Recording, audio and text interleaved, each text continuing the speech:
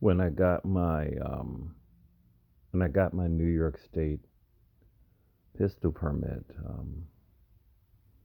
15 years ago, they ask you a question when you go meet with your with the new with the police detective. They ask you questions to see whether they're going to give you the permit or not. And I remember the detective asked me, um, what was the question? The question was, would you take a life if you had to? I think it was something like that. It was so long ago. And I said, yes, I absolutely would. It's not like uh, I wouldn't feel bad about it for probably the rest of my life. But if it's me or you, um, you got to go, buddy. I mean, that's just the way it is. You got to go. And I remember me and my buddy, we were both doing it at the same time, and we both got it. And he was acting like, he didn't want to take a life. And I told him straight up, I said, well, you should not apply for this. You should not apply for this because your life matters, and you have to determine your worth, right?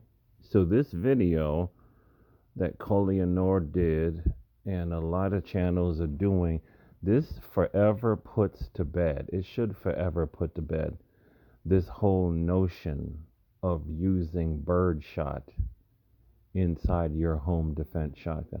This should put to bed this notion why nobody should do this. I understand that a lot of people, like this man here, I,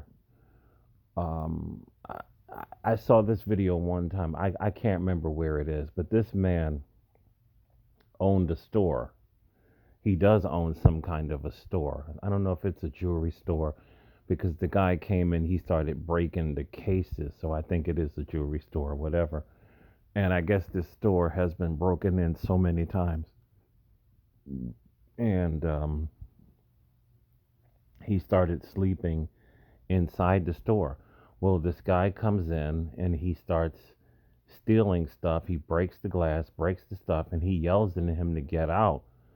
And the guy does get out, right? Great. The guy leaves. Nobody had to, die or whatever. But then he comes right back inside the store and he produces a 9 millimeter handgun.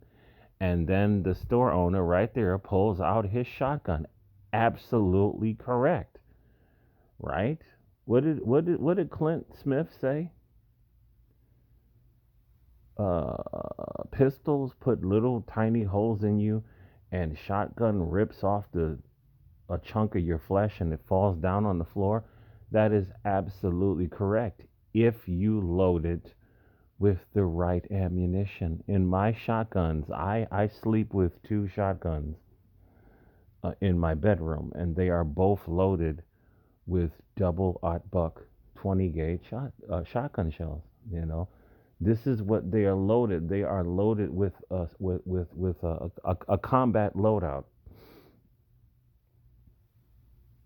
Because if you are breaking in, I don't know what your intentions are, right? There's an Old Testament law that says if somebody is breaking in after sunrise and if you delete them, you are not guilty of bloodshed. Well, this store owner, when he came back in with the 9 millimeter, he shot him. And then the guy turned around and started firing blindly. He did not hit the store owner with his 9 millimeter handgun, but he fired like 6 or 7 times, and then he started uh, hobbling out of the store. He made it out of the store a couple of blocks away.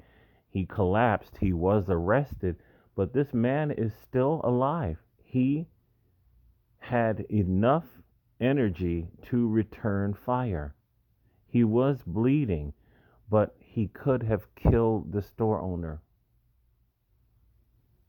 People have got to stop being soft. You have to determine your own worth. I think the man was in the store with his wife at the time.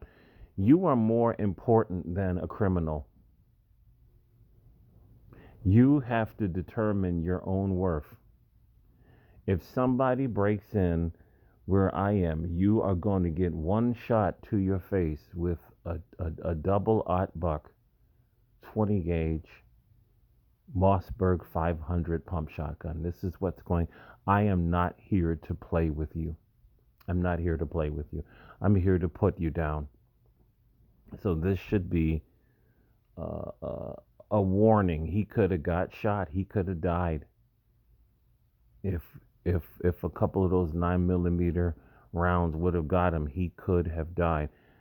In any self-defense shooting where there is double aught buck used, that person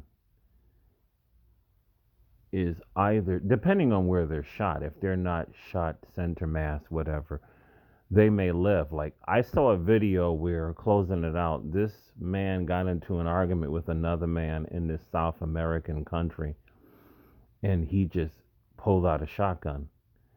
And I felt sorry for the young man. He was an older man, and the young man was like, "What are you gonna do with this shotgun? Just stop the nonsense." He shot him in his forearm, and his forearm just, his whole arm just fell off. This is how powerful a shotgun is.